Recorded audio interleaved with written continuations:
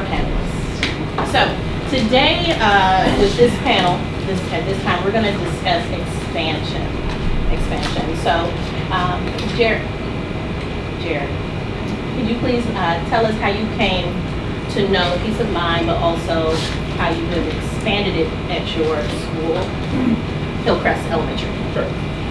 Everybody, again, I'm Jared. So I teach at Hillcrest in Frederick County. I came into Peace of Mind teaching with Linda at Lafayette. Took me a little bit of time to get some buy-in, but once I sort of learned more about the curriculum, I won't tell my colorful story right now, but it takes so much time. But I really, once I saw it in the kids, I really got invested. I tell my students all the time that the thing that really got me into it was kids were asking me for it. Like, I'd forget to do a mindfulness practice. They'd be like, oh, Mr. C, you haven't done any mindfulness practice today. I'm like, oh yeah, we should do that. So that's kind of how I got started. I left the classroom in 2020. I went to work for the Washington Teachers Union for a year. And then I transferred back into the classroom because, I mean, I love you all, but I can't deal with adults. So I had to go back to kids. They're just, they're not full of cliches and, boring stories. So anyway, kids are great. When I got to my school,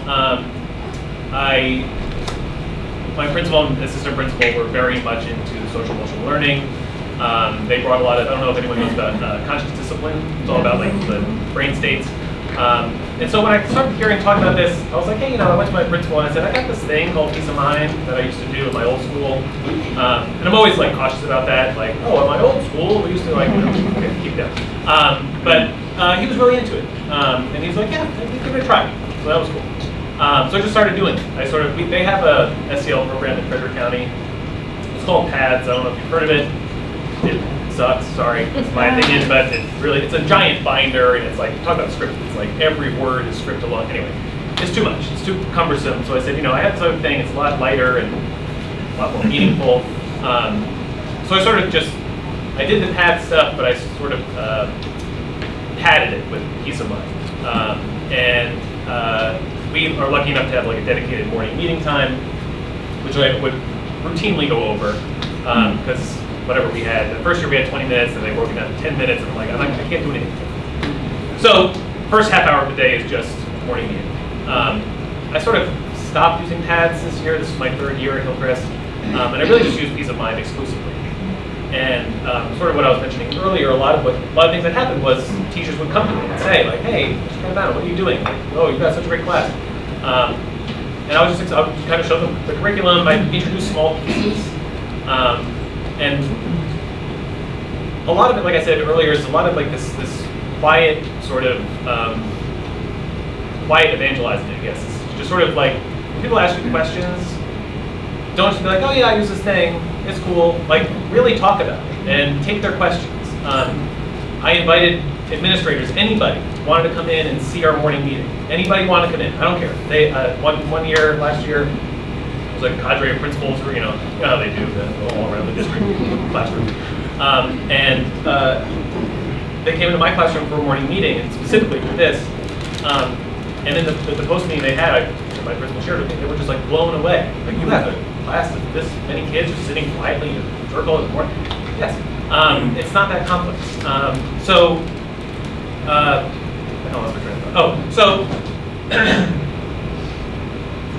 what began to happen was my team, we're a fourth grade team of 5, started kind of like questioning as well. Like, can we do this? What's this kindness pal thing I hear you talking about? What's this, And so the first step was just my grade level group started just doing kindness pals. They wanted something, and I said, kindness pals is great. It's also just great for like, do kindness pals, do this. So they were really into that. And then slowly over time, more talk about like what money do we have. We're a Title I school, predominantly Spanish speaking. And if I can just speak briefly a little bit something that we talked about earlier with multilingual learners, give the kids the safety to express their native language. Translanguaging, I don't know if translanguaging, for those, I don't know if those but like, having kids connect their home language to what you're learning in the classroom. So I had so many kids who will say to me, oh, did you see, that word is, whatever it is in Spanish, it sounds like this. I'm like, oh, that's great, great connection. Because that has to do with, we're talking about, words here. So give kids that safety. And I think that's what Peace of Mind really does as a curriculum, is that it creates that safe space. Even if it's just for that 30 minutes with you, it's a time that they have that likely is, depending on where they're coming from, it's like, just saying, like, maybe they're only quiet 5 to 10 minutes of the day, So, say let's say to expansion, I think, it certainly helps having a principal and assistant principal who believe in this stuff. If you don't, I'm not going to lie, it's not going to be super easy because you have to have the buy-in from the administrator. Kind of every conversation we've had about hierarchies and things come from the top. This was at least this specific example was something that came from the bottom, right? Came from a classroom teacher who said, "Hey, I got this thing. Give people exposure to it." I would just say my biggest thing is like and I know some teachers are, they don't like people in their classrooms, and I get that. Like, I'm that guy sometimes. I'm like, just let me close my door and do my thing. But with this, like, you gotta just invite people in. Because, like I said earlier, the proof is in the kids. Like, when people see it, they get it, and it clicks for them. The more they see it, the more they experience it, the more they're exposed to it. It's not, I tell people a lot, like, I don't have to sell Peace of Mind. It sells itself, right? Like, you just have to watch the kids, and you have to watch how they respond to it. I think a really big part of expansion too is having your own individual practice. I've been using Peace of Mind for a while, but in the use of it, I did not have an individual practice at the beginning. I see the impact of it now. To be able to talk to kids, like, hey, what we're about to do right now is really hard, and you're not going to be able to just sit here quietly and focus on your breath and nothing is going to pop into your head. That happens to me. So expressing your own struggles with your practice, grounding kids in the reality, like this is not a practice to clear your mind. That's not what we're trying to do here. We're not trying to get to some nirvana Zen place. We're just trying to respond to how we feel over things. So personal practice is really important. And I think just when we talk about conscious discipline, understanding that, and we've sort of touched on this earlier, but your own well-being is so important to teach this curriculum, because you can just read the script, but the heavy meaningfulness will come when you are fully invested in the practice and fully invested in what you're doing with the kids. I shared with my small group earlier, authenticity is a really important thing to me. I think it's a really important thing in teaching. Kids know when you're being sing-songy and cute, and they know when you're being real with them. And I tell, I teach 4th grade, so I've had this conversation with kids, but I tell them all the time, we're not doing some cute, fun thing. This is serious work, and it's hard work. And it may seem light because we're just sitting here quietly, but you'll see, the more we talk about this, the more we discuss your feelings, the more we discuss how you navigate the world, how I navigate the world, where you're coming from and where I'm coming from, and building that sense of community, it's not easy, I think, again, we talk about our individualistic society, we're not very community-based as a culture, by and large, and so we have to kind of rethink that, especially in the classroom, to create that classroom community. It's so important, that feeling of safety. And again, for those of you familiar with conscious discipline, the kids can't learn unless they feel safe. That's the bottom line. They're not feeling safe, they're not going to learn, they're not going to access the curriculum. So while yes, Peace of Mind, does help with academics, like Linda said earlier, that's not why we're doing it, but it is a happy byproduct, right? I had kids this past year coming from really tough situations, migrant families who, travel hundreds of miles to get here, real tough life stuff, heavy stuff. And again, we're not trying to fix that experience for them, just giving them that time to just sit with that or talk about it if they want to, or not talk about it and just have that escapism, whatever it is, just giving the kids that space. So I think, to kind of go back to your question, sorry, I kind of went on the road there. Expansion is exposure. You just have to expose as many people to this as you can, and when they see it, they'll get it. And if they don't, that's okay too. Just keep moving on, the next person, until you find your. Thank you, Jared. Okay. Stephanie, did you share your experience in expanding this? So, I'm not sure if everyone can hear me. So Stephanie, I'm just gonna let you talk. Go ahead. Okay. So I agree with everything that you said. And coming at this from the role of the classroom teacher versus the school counselor has been like a different journey. My experience was different. I have been at my current school for 10 years, and when I first got hired, the first meeting I had with my principal, he said, our parent community requested mindfulness for their kids. They want this. So do you know about it? And I was like, not really, but okay, I'm gonna figure it out. So the community had sourced funding to hire a mindfulness coach, somebody who was supposedly an expert in the field at bringing mindfulness to kids. She came and she coached our staff at staff meetings once a month for a year. And at the end of that year, the only thing my staff had learned was that they didn't like mindfulness. Like they had, wow. It was just a misfire. It wasn't a good fit. And the teachers were very, I think, turned off to the way it had been delivered and without like the strategic takeaways of like what the next steps are and what to do and how to actually teach it to kids. So I was kind of on my own searching the internet and pulling resources together and creating lessons, and I felt like I was pinballing all over the place trying to figure out what to do and how to deliver it to kids and learning in real time, like learning something and then trying to teach it.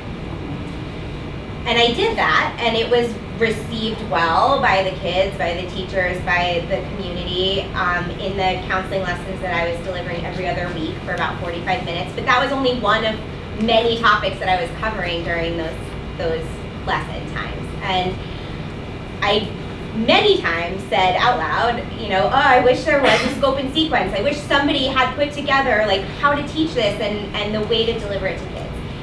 And at a meeting with a few colleagues of mine, I voiced something to that extent and a friendly week. And so some weeks it was really hard to engage with a kindness pal because maybe your work hours were off of one another, you never saw each other in the building, or you got someone's name and we're a small school, but maybe you didn't know who that person was. And so that was kind of hard. And then COVID happened. And then, I work in this community of like, very empowered, highly educated, high socioeconomic status, like intense competition and anxiety and stress to be the best. And like I talked to a third grader about why is school important, and he literally sat at a table with me and said, well, school's important because I have to get good grades because I have to get into a good college like my dad. Like that's the community,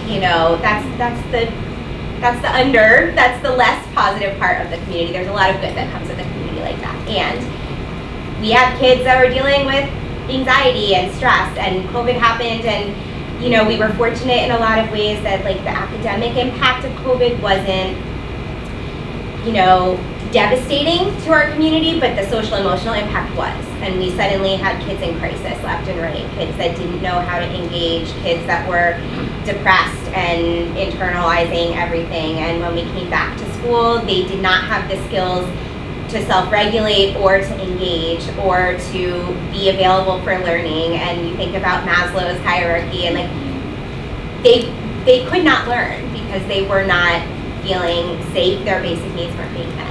And so that's sort of when we doubled down on Peace of Mind as a program. So I rolled it out on my own. I saw every class every other week for 45 minutes, and I delivered those Peace of Mind lessons to the kids.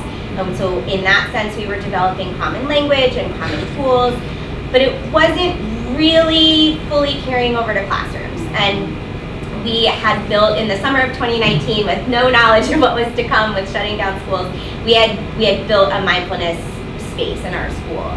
So instead of me pushing into classrooms, the kids were coming to me. And so while that's amazing and wonderful, it also sort of created a perception on the part of some kids that mindfulness happens in this space but not other places. And so, you know, it was one challenge. There was so much good that was coming out of it. But that was sort of like where we started, where we got to, and then timing was sort of helpful in the sense that Montgomery County Public Schools at the end of last year said, we're no longer micromanaging. They had been trying to push out a social emotional curriculum to every elementary school in the county, and the needs are very different, and it wasn't working. They had tiered the implementation. The first 2 tiers had gone very badly, and my school was in tier 3.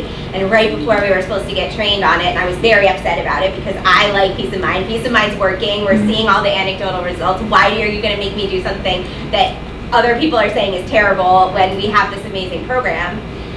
Anyway, all of a sudden, they pulled back and said, we're not going to force everyone to get trained on this program because the data is terrible, and you can tell us what you're going to do. So I had a third principal at that time, and I advocated to really fully implement peace of mind, and that I would figure out how to create a pacing guide, and that we would alternate, that I would teach mindfulness through peace of mind during counseling lessons, and then the teachers would teach the following week in their classroom, and that we would alternate. And so it was a collaborative approach. It expanded that mindfulness practice from just the mindfulness, which is what we call the space, to the classrooms as well. We were generalizing that language more. Teachers were taking some of the ownership, and that's what we did last school year. And it was really amazing and wonderful. And I started getting emails from parents saying things like, my child came running upstairs to tell me their amygdala was in charge because they saw a snake on TV and it was scary, so thank you. But like, you know, and I'm like, okay, like, thank you for sharing that. You know, lots of little stories started emerging of kids sort of starting to generalize the learning because they were getting it from multiple people in multiple spaces. And we really started to see an impact. We do like a student voice survey 3 times a year to sort of take the temperature of our kids in terms of their, you know, their social emotional well-being. How do they feel about school? Do they feel connected to peers, to trusted adults in the school? Do they feel they know how to calm down? And that data was spectacular. Kids, our data, we surpassed our school improvement plan goal of that sense of belonging, increasing that sense of belonging. And it wasn't only peace of mind, but peace of mind was a huge part of that. So I was able to sort of leverage the data that we did have, and, you know, MCPS said, hey, you know, in addition to your reading and your math, and now you need a culture climate simple, and now you need a student well-being simple. That fit perfectly. That was the opening to sort of say, like, actually, there's a reason why we need to be pulling some instructional minutes away from other things and allotting more time to that social emotional in a really proactive tier 1 sort of way. And that it's not only the counselor, and I'm so fortunate that I'm in a school of 340 children, you know, it's still impossible for me to support in real time all the things that are going on. And we don't have a social worker, and we have a school psychologist that's with us 1 day a week, and her job is testing kids going through the IEP process. I don't have other people. So it's really like empowering the whole staff to do more of that tier 1. And somebody was talking about that on the other panel, about that, like, checking in first, that there's some layers of support that are happening in the classroom before you get to that place of like, but now I need the counselor, now it's an emergency. Our kids, you know, 87% of my students reported having at least one trusted friend at school, and 90% reported having at least one trusted adult, and 70% reported knowing how to calm down when they're feeling upset or overwhelmed. Like, that data is incredible, and that is not a me thing, and that is not like a one teacher thing. That is a systemic approach to social emotional learning and well-being and support and instruction. And now what we're doing, because we have this amazing data, is now I'm pulling back on the peace of mind. I'm releasing a little more responsibility to the teachers, which I have mixed feelings about. I am going to see classes monthly starting this next year, and the teachers, I will create the pacing guide. Teachers will teach 3, I will teach 1. It keeps us in line, it keeps us on the same page, it frees me up to meet the needs that, it's awesome that 87% of our kids feel that they have a trusted friend and 90% have a trusted adult, but we still have all those other kids that are not feeling that way. And what do we do with those kids? They need tier 2 or they need tier 3. And so I need that time and ability to either double down on some of the peace of mind strategies and lessons in a strategic way with kids that have needs, or pulling zones of regulation, or pulling something else to try to meet those needs, meet those kids where they are, and provide greater support to them. So, it is becoming a more teacher-driven process now, which, again, I feel like in a personal anxiety place, I'm anxious about that transition. But I sat in the Summer Institute last summer and said, I'm so anxious that I'm gonna be tag teaming with teachers, and it went amazing. And so, I have an amazing staff, and I think any teacher that's passionate and committed to kids as whole people, are gonna get behind it. And it's the lightest possible lift. I do have a few teachers that pick up the book cold and go through it, and maybe their kids aren't getting as much out of it as one of my kindergarten teachers who is doing so much with peace of mind that her kids are using their free play center time to draw thermometers of their feelings and draw peaceful places. Not every teacher is invested to that degree, and that's okay. I think that it's what you're going to see over time. And so, we're moving and growing, and, we're changing every year. We're kind of adjusting. Having data to support what we're doing is really, really important for the stakeholders that are maybe no, you're taking my math minutes, you're taking my ELA minutes away. But I will tell you, we have a dedicated 20-minute morning meeting, and some teachers are done in 15 and some take 30, and it is what it is. We have that dedicated time. We have that school-wide commitment to peace of mind, to those lessons. And we have a soft landing, a quiet time every single day when the kids come back in the room for 10 minutes after recess and lunch, and sometimes a special if it's tied to their schedule. That gives them that time to breathe and decompress and reset and shake off some of the impact of the social demands that are on them in that time so that they can refocus to the learning. So that's been my experience. Yes. And I also want to quick poll is, can you raise your hand if you are currently implementing peace of mind? Absolutely. Hands down. Can you raise your hand if you are thinking about implementing peace of mind? So can I just say to any of you, and I don't know where you're all located, but come to Carter Rock, come watch a lesson. Come watch me teach a lesson. Let me take you into a classroom, watch a teacher teach a lesson. We were so fortunate, we hosted some educators from Maine that were here for the January Peace of Mind Conference. They got to come in and they got to see what we were doing. And listening to the educators from Ross this morning talk about how they're implementing it, I love the idea of that preserved school-wide 30-minute time where, sorry, you can't skip it because you didn't finish your social studies lesson, or you can't take them out for extra recess because they're squirrely today.